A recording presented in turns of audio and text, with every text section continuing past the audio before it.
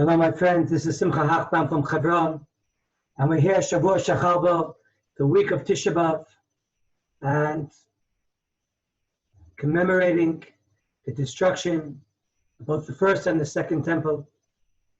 This is an opportunity of a little bit rectifying and fixing the verse in Jeremiah, Sion Idorei Shema, Nechlal de Pre-Tisha. Sion, Zion, no one seeks out, no one demands her. That means one has to talk about her, and one has to seek her out. And today, Be'ezrat Hashem, we're going to try to take a little bit of a virtual tour around the gates of the Temple Mount. From the Temple Mount, from the period of the Second Temple. Everyone knows the Second Temple stood 420 years. And one of the survivors of the Second Temple was a Tana named Rabbi Eliezer ben Yaakov, who was also a Kohen. And he gave us a very unique tractate called Masechet Midot, all about the measurements of the Second Temple, and all about how life was like for the Kohen and the priest, and the daily service in the Second Temple. And hopefully today, we won't have to sweat it out. We could sit by our air conditionings in our homes and be able to go around the gates of the Temple Mount. Now the Mishnah tells us in Masechet Midot, chapter 1, Mishnah 3, Chamisha Sharim Hayu L'Har-Bayit. There were 5 gates to the Temple Mount. Shnei Sha'arei Chulda min Hadarom. There were 2 Chulda gates from the south. Mishamesh Kinisa v'Yitzia. So the double gate on the south that served both as an entrance, both as an exit. Kifanis min Hamarev. And there was a gate on the western side behind the Holy of Holies called the Kifanis gate. Mishamesh Kinisa v'Yitzia. That served as an entrance, served as an exit. Tadi min Hatzafon, there was a gate on the northern side called Tadi Tet Alejut. Lo Yeh Mishamesh Klum. It had no purpose. Sham Mizrachi, Alav Shushan Abir Atzura. And the eastern gate of the Temple Mount, there was the image of Shushan, the capital. And that was where the ramp that came out to Shech, the Paraduma there at Haifa, that we just read about this past Shabbat in America. I'm pre-recording this. And this is where all those who were involved with the preparation of the Paraduma went out to prepare and to slaughter there at Haifa to help with the purification process of one who had come into contact with the dead body. So before we begin our virtual tour, we all know that the center of the universe is the land of Israel. And from all of Israel, God chose this holy city of Yerushalayim. From all of Yerushalayim, Hashem chose the Holy Temple. From all the Holy Temple, God chose the Holy of Holies. And today, I'm going to go to that special place that God chose. From all that special place, and try to connect to that energy of the Kodesh Kadashim, of the Holy of Holies, to try to tap into those measurements of Kedusha, those measurements of Torah, those measurements of inside beauty that Yerushalayim contains as we begin our virtual tour of the gates of the Temple Mount. I wanted to take the opportunity to thank World Mizrachi for putting together not only this program, but all these programs that we've had, and all throughout the Corona period. World Mizrachi has been really the forefront of bringing Torah Mitzion, Torah of Yerushalayim, Ki Mitzion Tetzei Torah, Udvar Hashem Yerushalayim, connecting to all our friends worldwide to a little bit have this chance to bring Yerushalayim to you. So we begin our story of our gates, the double gate. Some of you may have maybe heard Eve Harrow, who spoke a lot about the Southern Wall and the Southern Wall excavations.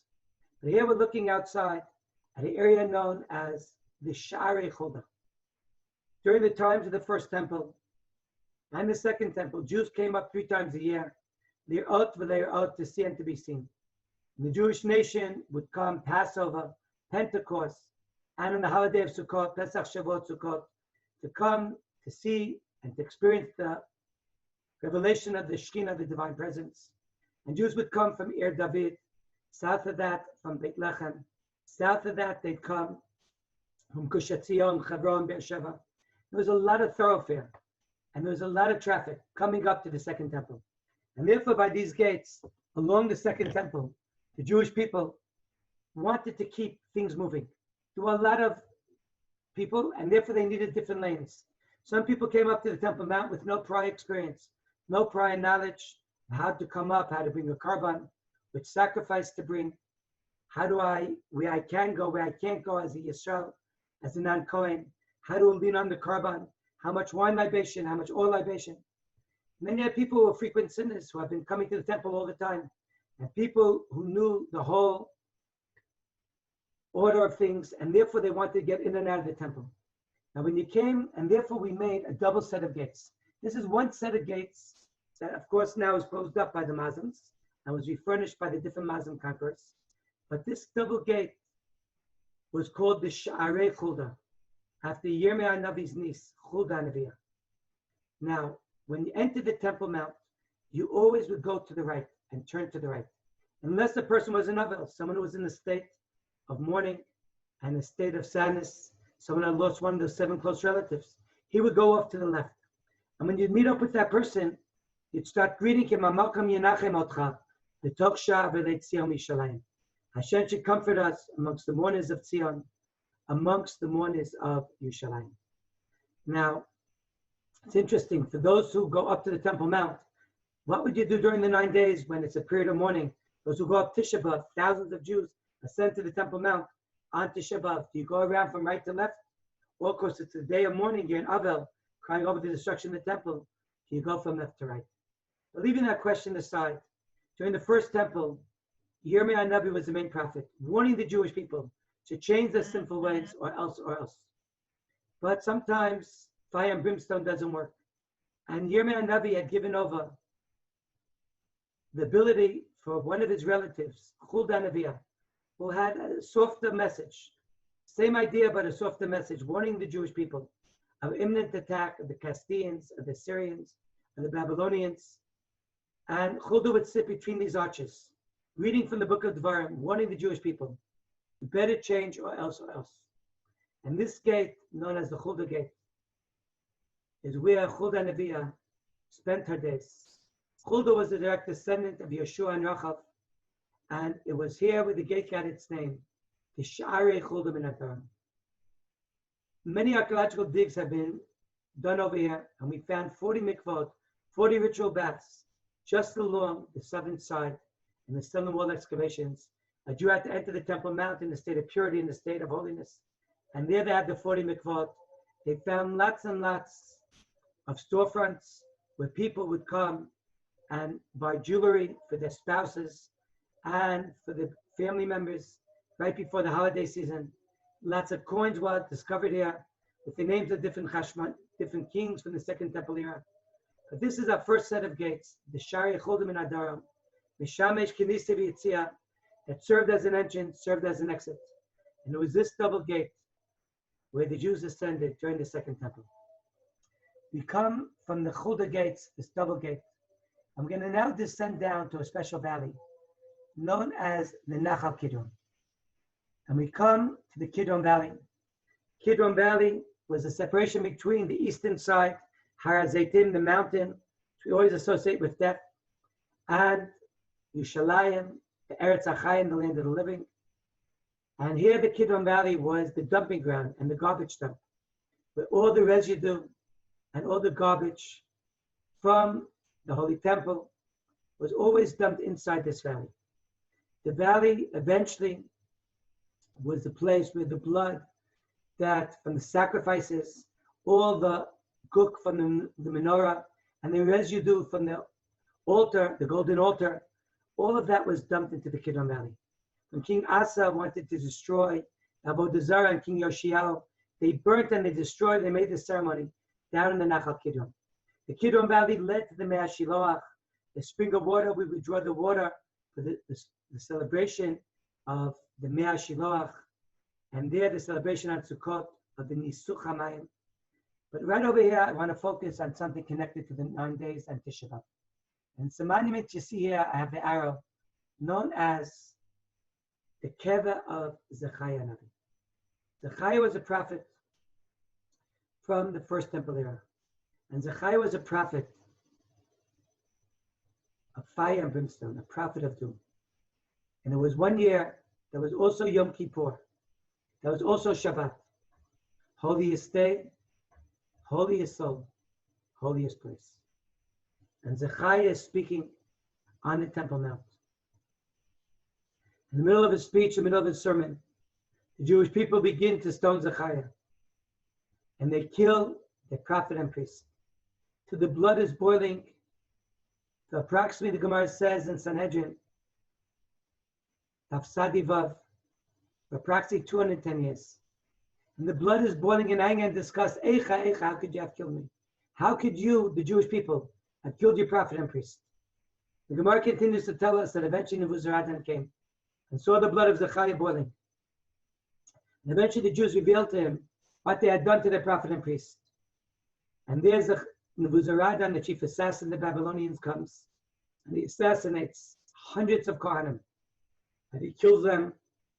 And he says, Zechariah, is your blood appeased for? Is your blood atoned for? The blood still boils. He takes young Pirchei Kuna, great sages. And finally he screams, Zechariah, Zechariah, how many Jews do I have to kill? The blood of Zechariah to finally stop boiling. Only after hearing the rebuke from the Nebuzaradan does Zechariah's blood stop to boil. And there they take the blood of Zechariah and they bring it down to the Nachal Kidron. And they bury Zechariah Navi down in this valley. This is what we read in the second chapter of the Book of Lamentations. In Yarei B'Mikdash, Kohen V'Navi.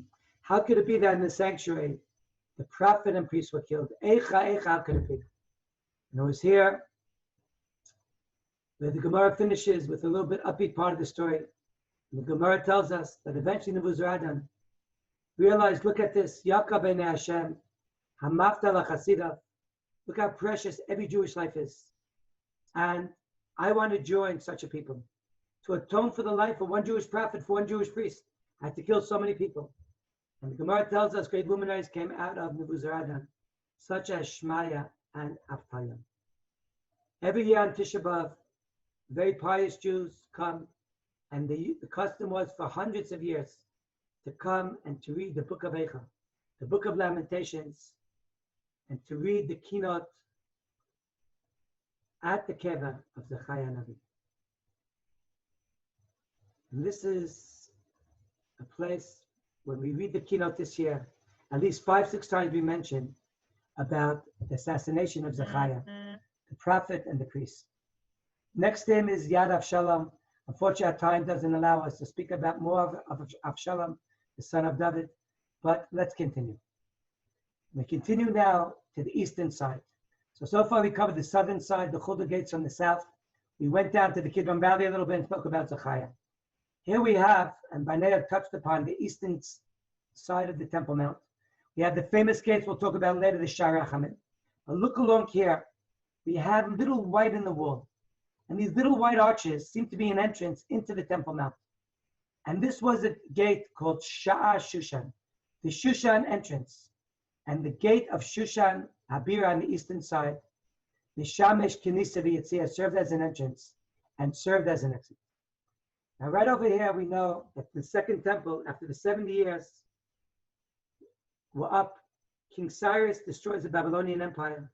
And there, as God prophesies to Jeremiah, at the end of the 70 years, there will be a Pekida. I will remember the Jewish people, and I'll bring them back to the land of Israel. And Koresh, who's referred to in the book of Isaiah, chapter 45, as the anointed one of Hashem, is appointed and tells the Jewish people, come back to Yerushalayim, come back to the Holy Temple, and come and rebuild God's holy house. And the Jewish people hear this prophecy. And Cyrus expected that every Jew will leave Babel. He gave them financial incentives. He took the vessels out of the Babylonian temple. But yet the Jews were slow to come. And many of the Jews chose to stay back and enjoy the financial benefits of Babel rather than coming to make Aliyah. But Cyrus appointed a very special governor named Zerubbabel to lead us to the Holy Land. Kates Babel, Zerubbabel, the Kate Shivim Noshati.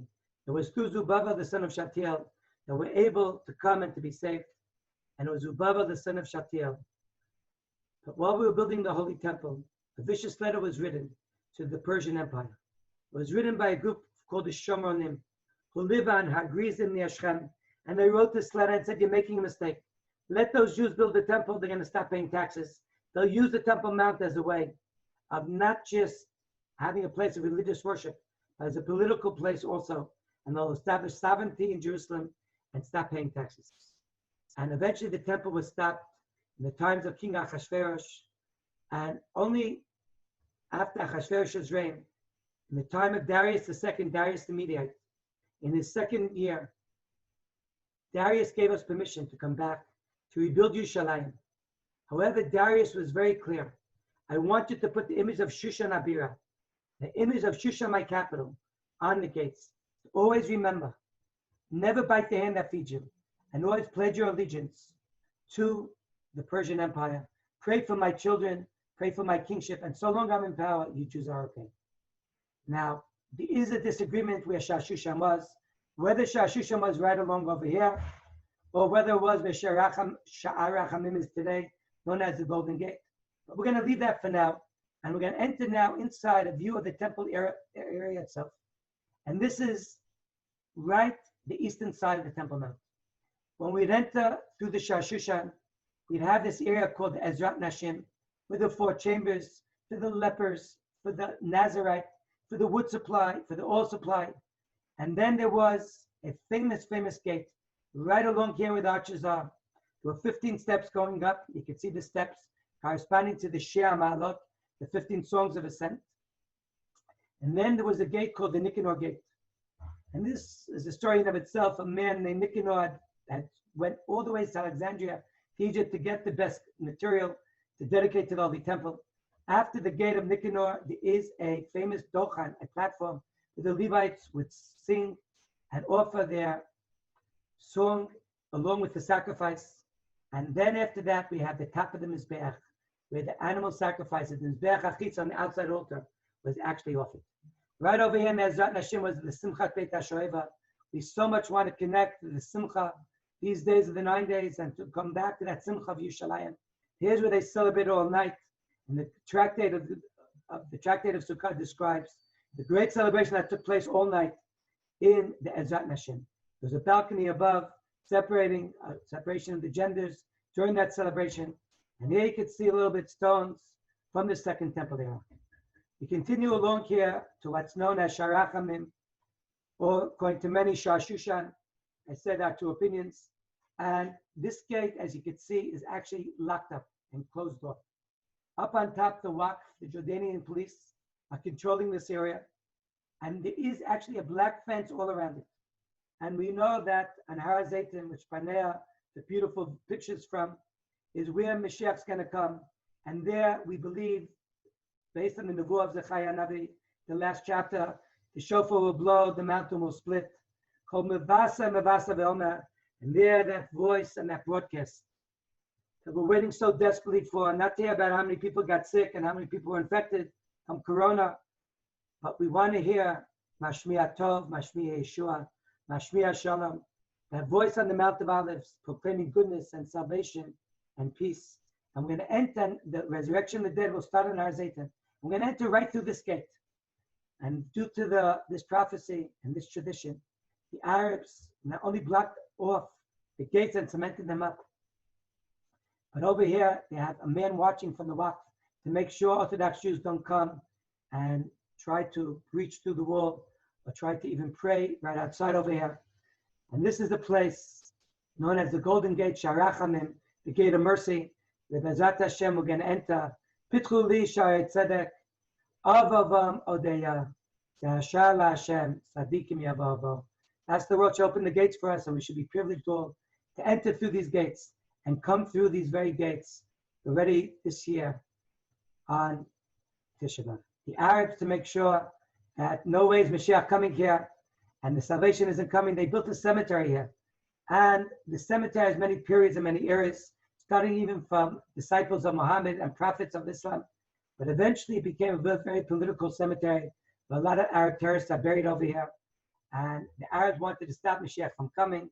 And they said, and Mashiach maybe is a Kohen, and the Navi will be a Kohen. And they didn't know that only a Jewish cemetery gives off Tumat Oel, a certain type of ritual impurity. And this is the Sharachamim on the eastern side. Those were the days, my friends, I thought they'd never end. We're here by the gates of the old city of Yerushalayim, known as Shah Ha'arayot, the Lion's Gate. And this is the gate the paratroopers entered in 67. This is the gate Matabor led and commanded the officers to eventually waited for the green light from Levi Eshkol to enter into the old city. Rav Shlomo Goren coming with his shofar and climbing over here. You can see there's a tank blocking the entrance, a broken down tank, a burned bus. And these were the special moments of entering into the old city through the Lion's Gate. You can't see the lions too well here, but this is the famous gate. And halavai, I wish we should chadesh Yamenu Pikedem. We knew those days of old, and we should be able to come back. And really, this year, say our Bayit B'Yadenu, Temple Mount is in our hands. Okay, we got to do this tour in fast forward motion. We enter into the old city on a road called the Via Dolorosa, and we enter now into a little alleyway, turning left from the Via Dolorosa. And this gate is called Shatadi. Also, the area of Shatadi, also known as Sha'ah HaChashuch, the dark gate. And this is the gate that had no purpose. We said, Lo Mishamesh Klum. The obvious question is, why would you have a gate that had no purpose? What would be such a point of having such a gate? Now, if you look here through the gate, this would be the northern side of the Temple Mount. And right over here, you have, steps leading up. And you can see a little bit archways. This is an area called the Azar. And this area over here is where there were 20 folks and where they would shecht all what's called the Kodesh Kadashim, the holy level of sacrifices, a Korban Ola, Achat Atanasham, Shkitata Batzafon. They always shechted on the northern side. And we know there's another prophecy that says, Mitzafon, Tipatach Har'ah, from the north, evil will come out. And the northern side has always been a threat to Israel, whether it was the Babylonians, the Chaldeans, back in the first temple, whether it is today, Lebanon, Syria, Iran, and Iraq, the threats we have from the north. So we slaughtered animal sacrifices in order to be mamtik the dinim and sweeten the judgment of that prophecy from Jeremiah. Bitzafon tipatach hara'ah. On the northern side, a little left to the temple of the Dome of the Rock, is where, of course, was the Lishkat HaGazit, where the great rabbis actually sat and they took care of, they were the Supreme Court. And all cases of judgment, you can see a little bit from Hamikdash, the Temple Institute. And this is the famous classical diagram, just a little bit more spelled out. And here on the northern side, you can see the Lishkat HaGazit. Of course, like everything, there's always an alternative opinion where it was. You can see a little bit the chamber where the Sanhedrin, the 71, actually sat and judged. There's another little chamber over here called the Beit HaMoked. And the Beit HaMoked was, and many, many purposes to it. There's a little kippah, a little dome on that chamber. And there was a dormitory for Kohanim who were training to do the service of the Holy Temple. And the Kohanim would sleep there on the Temple Mount. Where there's a lot of holiness, other side could creep in, another side could confuse things. And sometimes a Kohen could become ritually impure and become disqualified from doing the service of the Holy Temple. And our Kohen is in an embarrassing situation. He had a bodily emission that disqualifies him from performing the sacrifice, performing the service of the Holy Temple, from partaking or eating of the sacrifices, the special Kohanic food called Truma. He would go to the mikvah. They found 2 borrowed mayim, 2 actual pits of water that very possibly could have been a mikvah on this northern side. And there he'd go to the mikvah. In the morning, everyone would wash, all the Kohanim would go out from the Beit HaMoked to wash their hands and feet from the Kappa basin called the Kior. Our Kohen would quietly leave this area known as Shatadi. Not to cause him embarrassment, not to cause him any shame. They would make this gate off limits to the average Israelite so he could leave quietly without any embarrassment. And this is the northern side of the Temple Mount. We continue now our journey, and again, we made a left turn to the western side of the Temple Mount. We're standing now at a very, very special gate. A gate that is the closest you could get today without going onto the Temple Mount to the Holy of Holies. This gate in modern day terms is called Sha'ar Kutna, and somewhere around this vicinity is known as the gate in the Mishnah called Sha'ar Kifanis. the Kifinis gate. It served as an entrance, served as an exit. Here, if we go to this picture, we could see right through the green doors that we showed you earlier. You have here steps going up. The dome of the rock that was built in approximately the year 700 by a Muslim Sheikh Khalid, and there it's right built on top of the Eben Ashtiyah, the rock which the entire world sprouted forth from, the rock in which Abraham Avinu brought up Yitzchak to the Akedah, the very, very rock which Yaakov, according to many, running away from his twin brother Esav, Yifka Bamakom, stopped in this place and prayed here and slept in this spot. And eventually has the dream of the ladder, the angel ascending and descending the ladder. And the words of Jacob, Manora Makom Hazeh, how awesome is this place? And Zeh Ki Beit Elohim, Zeh Shah Shamayim. This is none other than the house of Hashem. And this is the gateway to heaven. And this is the gateway where all our tefillot descend, all the prayers, when a Jew davens, he directs his heart, his feet, his mind, always to Yerushalayim HaKodesh.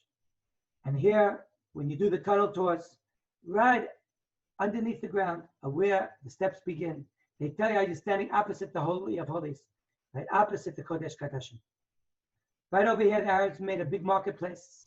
And according to, we read this Megillat Eicha, the Sanhedrin, when they were exiled, they also exiled in stages, but they spent 40 years by the Chaniyot, by the storefronts.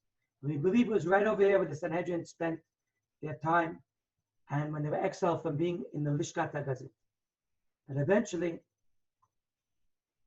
it's going to be the Shekhinah is going to come back in stages. And eventually it's going to return right over here. And it's going to eventually come back to this very spot.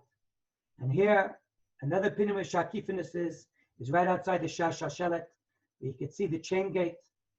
But one way or the other, every year on Tisha B'Av, I have the heartbreaking privilege to come over here and to read Megillat Eicha right outside this gate. And we have special police permission. And with Rabbi Leo Weber, the Rosh Yeshiva, the Yeshivat Hakotel, and a lot of good friends from America. There's a special camp led by Rabbi Yitzchak Fuchs who come, and we read Megillat Eicha at this very, very spot. And here at this place, we come and we long and we yearn, and we knock on heaven's doors, praying that once again we should be able to see the Kohen Gadol exiting the Kodesh Kadashim, B'Shalom U'V'Pega.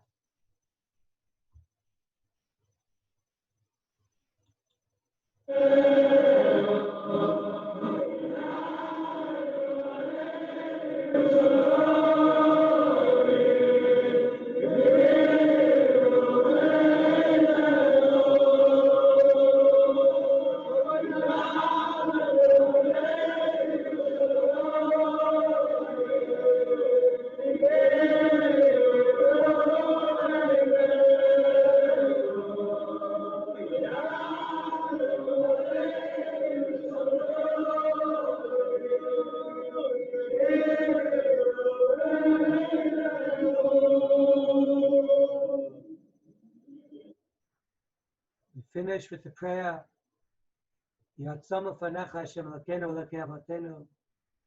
Just like we were privileged to see the Holy Temple in the state of its rooms, should see it rebuilt and restored.